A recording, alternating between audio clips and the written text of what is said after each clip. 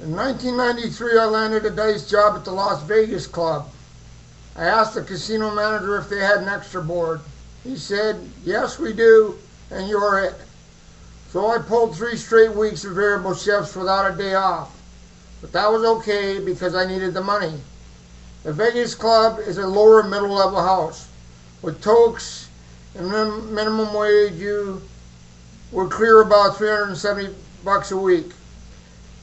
You could live on that in Vegas at the time.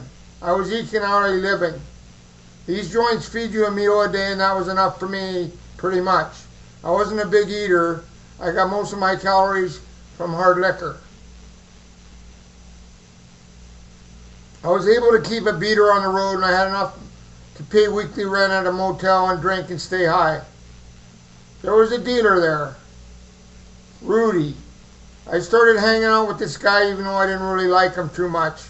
He was a good dealer. He had fast, good hands. His favorite topic of conversation was himself and how bright he was. This guy was from Hawaii. He was mixed race of something or other. He had lilted eyes and a permanent tan. He had a full head of silver hair. His face was heavily pockmarked. Otherwise, he would have been good looking. He lived in a downtown motel across from the Western. It was near the El Cortez. It was a decent place to live, and I ended up living there myself. Half a block away was a bar. I started drinking there with this guy. It was favored by dealers because there were no gaming devices whatsoever in there. It was quiet. No ringing, no bells. We could drink and play billiards. I was on his crew on day shift. One evening after work, we strolled across the street to the Italian Cultural Festival. It was on an empty lot across from the Hotel California and near the underpass on Main Street. It was kind of a carnival with games and booze and eating Italian sausage, drink a beer, and pant over teenage Italian girls. And the men could show pride in their illustrious Italian heritage and pretend they were mobbed up. We did about an hour of that, and I'm going to give Rudy a ride home, but he starts going on about wanting milk and cookies, which isn't that special. So we go down Fremont to the 7-Eleven at about 14th and Fremont. He grabs a gallon of milk and his fucking cookies, and I'm waiting near the door. He's in line, and something happens. He's having a beef with some guy, and he throws the milk. The milk is all over the goddamn place, and I'm inexplicably being a peacemaker and trying to chill things out between Rudy and this other guy. I felt the lights. I'm gonna have to do this again. Oh, fuck. I felt the lights shine on me. The Dali Lama would have been proud. I was waiting to ascend to heaven. But really, it was out of character for me. This guy suddenly turns on me and starts up with me and asking, do I want to fight? My head exploded, and I went right hand crazy and backed him up into the middle aisle. But I have to say, I regret hitting him like that. I really should have used 2 hands. I would have been far more effective. Anyway, this guy looked shocked. I don't think he expected me to fight.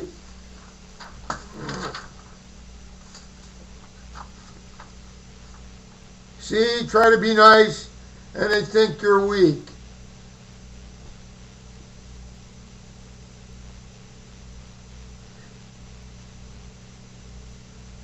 There's new guys, new people. Anyway, we all 3 of us are in the middle aisle across from the counter. The store was actually busy. He turns from me and tackles Rudy, and now he's got Rudy on the floor, and Rudy is bleeding. Get him off of me! Get him off of me! And I was sick of this whole drama already. I reached down and grabbed the guy's left pinky and started bending it backwards, but the guy seemed impervious to pain. I kept bending. I felt a little queasy. I bent it back all the way till it touched the back of his hand. The pain Finally, he started to register in his dinosaur brain, and he got off Rudy and stood up.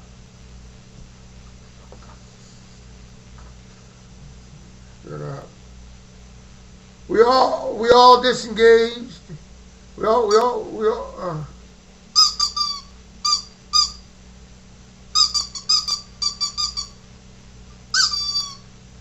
We all disengaged, and the guy went back in line to buy his smokes. I looked at this guy's left hand, and his pinky was still bent back. It was kind of fascinating. I wondered if it was broken, although I didn't hear any cracking noises. I'm telling Rudy, come on, man, let's go. I was surprised that Metro hadn't arrived yet. It must have been a busy night. Regardless, I really didn't want to talk to the police. Not that I did anything wrong. So we leave, and Rudy...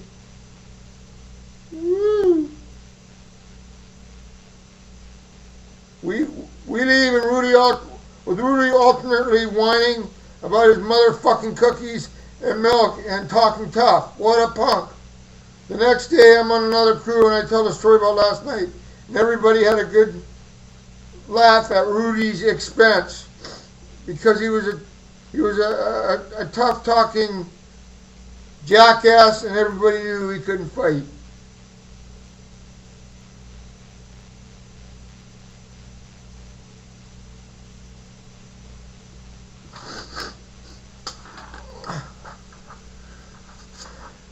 Later on, this guy Rudy got the Maxim,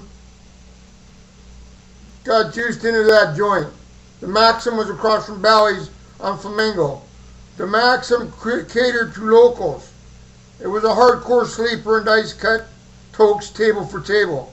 A table job, and Rudy was cutting $500 a night. I was working at either the Sahara or State Line, but either way I was making deck. So the world belongs to phony-ass bullshitters, and I am pathologically antisocial, and that's got to cost me.